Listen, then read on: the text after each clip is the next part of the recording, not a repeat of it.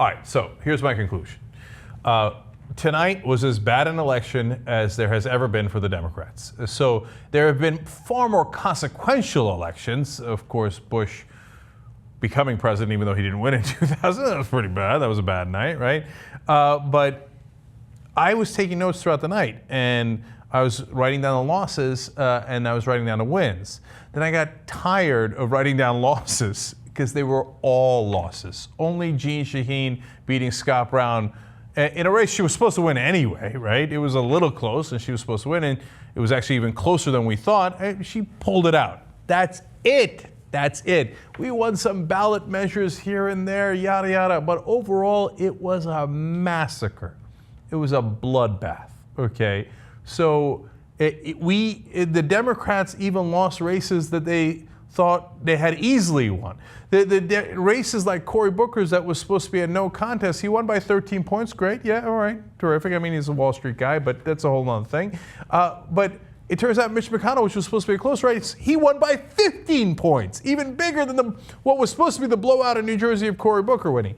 So there's no end to describing how bad this night was. Now, look, the only silver lining for progressives is that Democrats largely ran conservative candidates, running conservative campaigns. Mark Pryor and Grimes and Nunn were all great examples of, no, I'm even more conservative than the Republican. I hate the government. I want small government. I hate Obama. I'm not going to talk about Obama. I'm not even going to tell you, as Grimes did, whether I voted for Obama or not. So if you don't run as a Democrat and you run as a Republican, shockingly, they vote for the Republican, the real one. Right? So now, will the Democrats get that through their thick head?